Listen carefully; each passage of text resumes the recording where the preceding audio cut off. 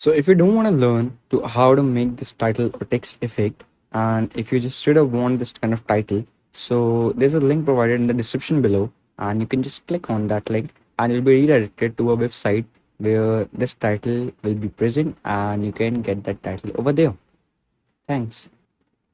So, hey guys, and in this one, I'm going to tell you how I made this kind of title text effect in DaVinci Resolve's Fusion page.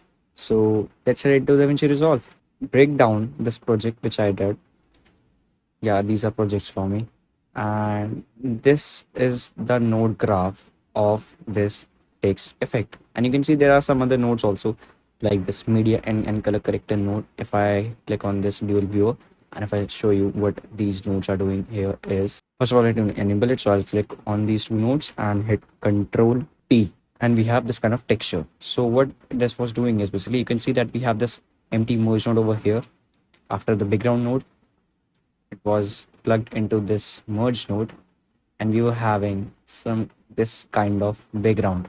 But as you know, that it will make it a little bit heavy, and it's not just about the heaviness of these texture, it's also that I wanted to know the basics of concept of this animation, which is this stretch effect which is happening letter by letter, or you can say character by character. And I don't have motion blur enabled in it, and yet still it is playing in this speed.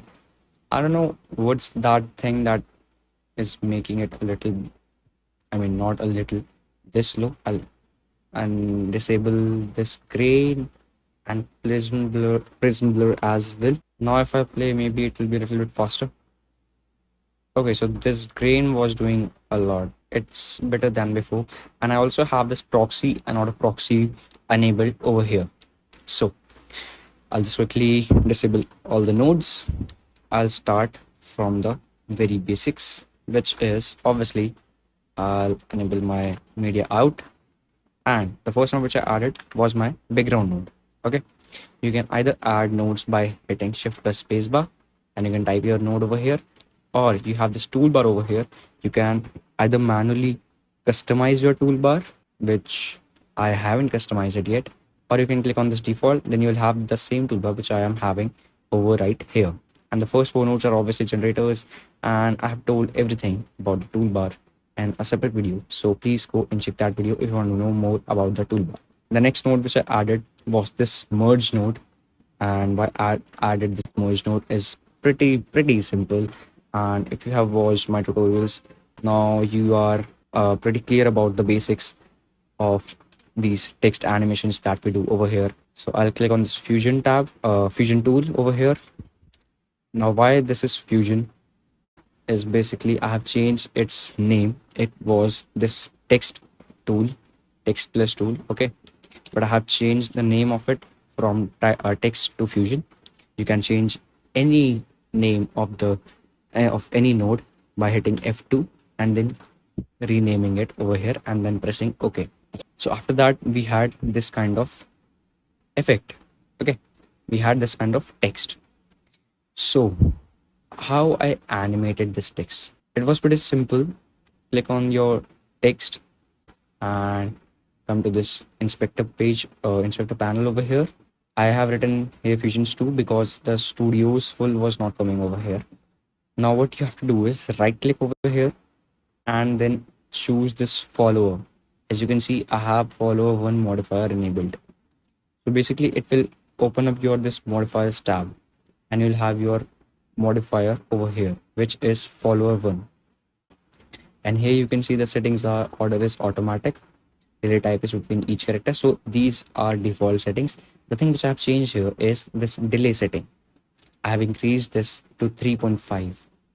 So now maybe you are getting a little bit of understanding that why this text is having this delay in increase of the size of this text. Okay, so it's happening because of this modifier. Now how it's happening, let me show you.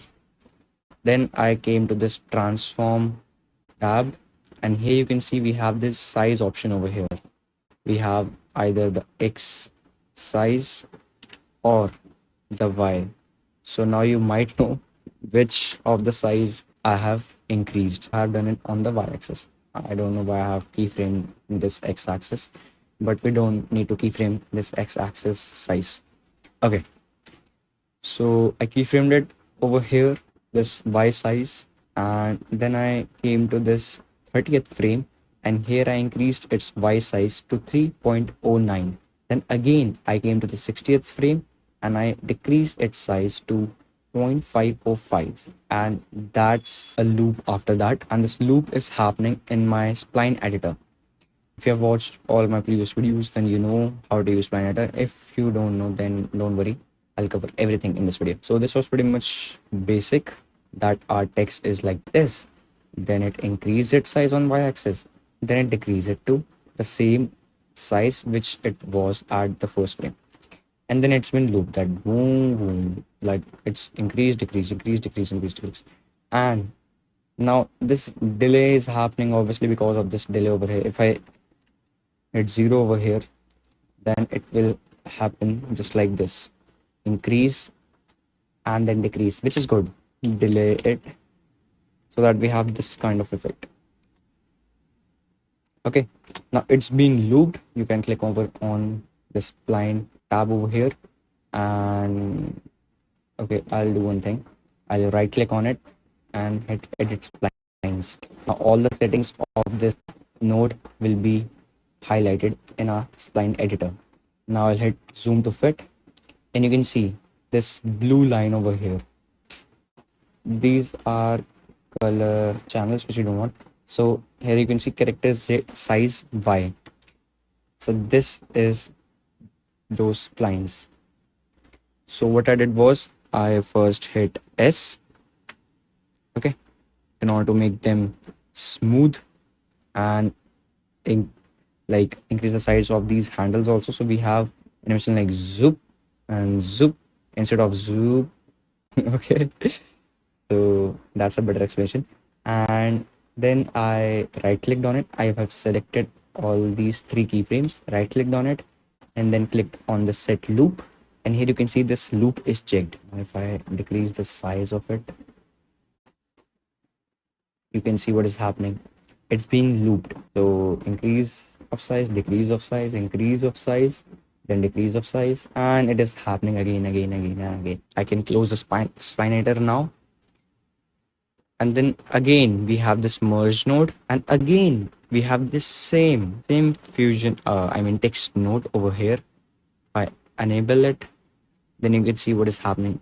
There's just a small difference here. I have selected this, then check control C, and then pasted like this. Okay, so these are the copies of these nodes. Everything over here is a copy of these nodes. So I've clicked on this fusion one, this text node, and came to this layout, and here I have changed its settings. And then to rotation, I have rotated it to -180. We have flipped this title animation vertically. And the last thing which I did was obviously changing its color, because here you can see that it is yellow in color, but over here is white. Nothing advanced or complicated till now. Pretty simple. Okay, now you can have this animation like this, or you can have this title like this. It's still full-fledged title, like you have the animation, but I want to go a little bit further. So like, okay, this is looking good, but what else can I do with this? So I had this kind of thing in my mind that maybe we can have some wavy effect, and you can do that by a fast noise. I'll quickly hit Tutorial Viewer and enable these two nodes, which are displace and fast noise. So you can take the fast noise, increase its contrast, decrease its brightness, increase its scale, and do some stuff. The main thing which you have to keep in mind here is increasing its seed rate and seed property, which will give us this animated effect. And it's actually looking really good, right? Then you can plug that fast noise into a displace node. What this displace node does is basically, you can see your title is like this, but it is being displaced because of this displaced node. Okay, and you can see how it's being displaced. You can see this wavy edges. That's possible because of this displaced node. If I increase the refraction, then you can see it's a lot. So I'll just quickly hit Control Z to undo it. These displace and fast noise, what I did was I hit Control C to copy them, and instead of hitting Control V, what I did was I hit Control Shift and V, which gave me these instances of these two nodes.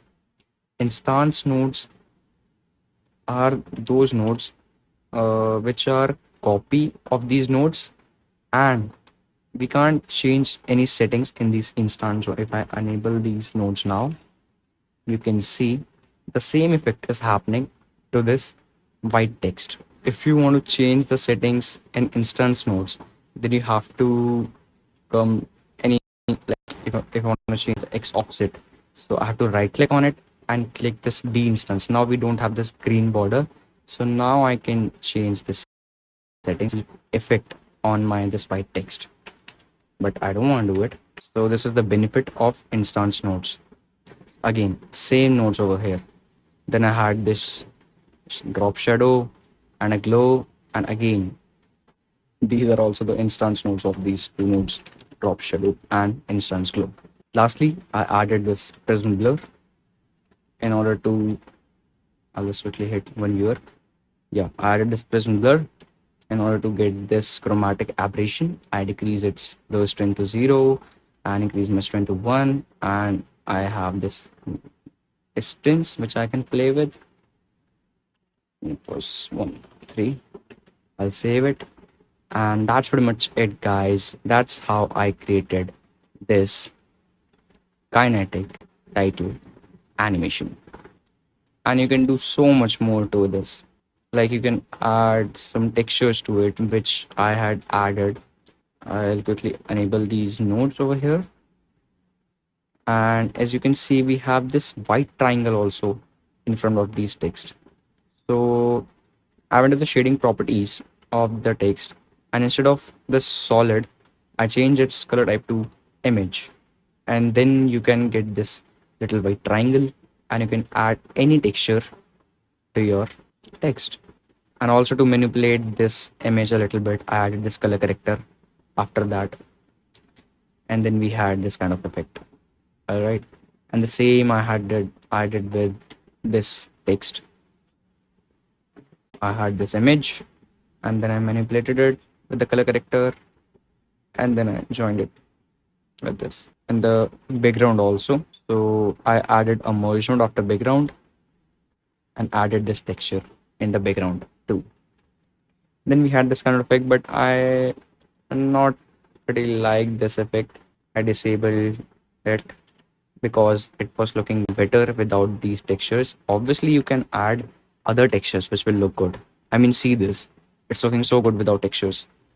So you can maybe add another texture which will look good, or maybe not. Maybe you can do the same thing with 3D text node. I have a separate video on, like I have a video called title spin effect, which you can see, and you can do the same thing. Instead of this 2D text plus node, you can do the same thing on those 3D text. So yeah, and then you can add the texture on it. That will look really better. That's pretty much it, guys. Thank you so much for watching, and if you like this video, then please press the like button and subscribe to the channel. Press that bell icon also, so that you'll never miss any upcoming videos from this channel. And maybe I had some mistakes, you can put those mistakes on the comment section below, or if you want to say anything, or if you want to ask anything, you can just put your query in the comment section below. I'll make sure that I answer. Yeah, that's pretty much it. Thank you so much for watching, and I'll see you in the next one.